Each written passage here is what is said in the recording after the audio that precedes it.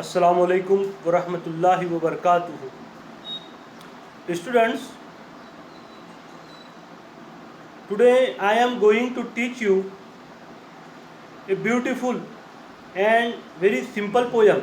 It is an easy poem and the poem's name is Basket Full of Moonlight and the poet's name is Sunil Sharma. Sunil Sharma ने ये नज़म लिखी है. Students, as your information, I want to clear one thing here, that in this poem the poet wants to clear the difficulties of the villagers, means the life of Indian villager. यानी गाँव में रहने, India में जो गांव हैं, खेड़े वगैरह हैं, देहात हैं, उनमें रहने वाले बहुत सारे लोगों को जो है बहुत सारी तकलीफ़ों का सामना करना पड़ता है. They faced a lot of difficulties such as water problem, lack of electricity, and it is the theme of our poem. So in this poem the poet described the problem of lack of electricity. In this poem a small kid, means the poet becomes in this poem a small kid or a child. इन्हें बच्चा बनता है और बच्चा बनकर जो है वो मून लाइट से इल्तिजा करता है. वो क्या करे in this poem, a small kid requesting to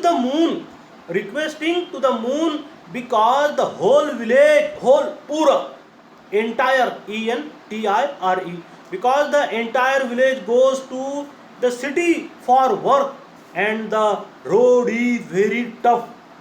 इन्हें रोड बहुत ज़्यादा टफ है, मुश्किल है, और पूरा जो विलेज है वो काम के लिए अपने देहात को छोड़कर शहर की तरफ जाता है. ये इस नज़र में बताया गया है.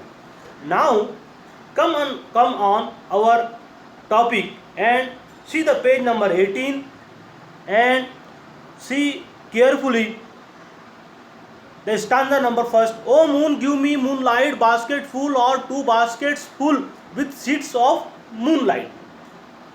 Means to say, this poem starts with a village child.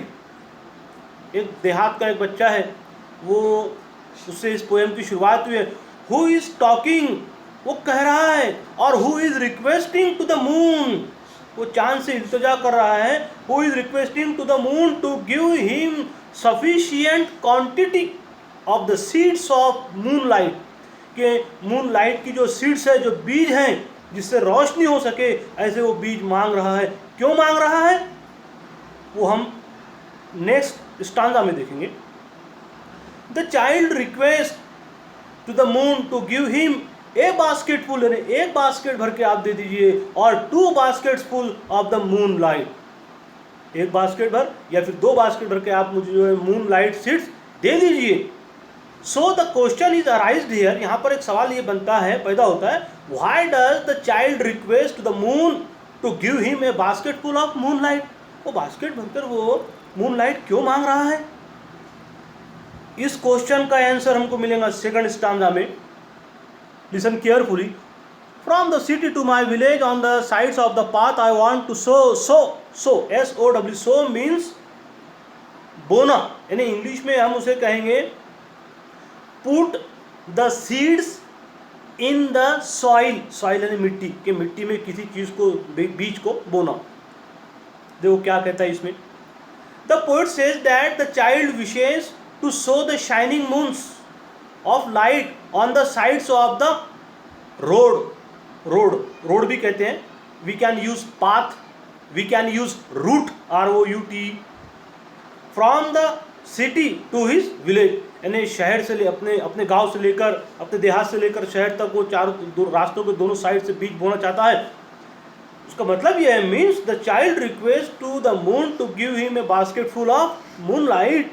He wants to sow, वो बोना चाहता है, he wants to sow the seeds of moon light along the sides of the road के दोनों साइड से वो बीज को बोना चाहता है. Students, I will explain the remaining part of this poem in the next video. Okay.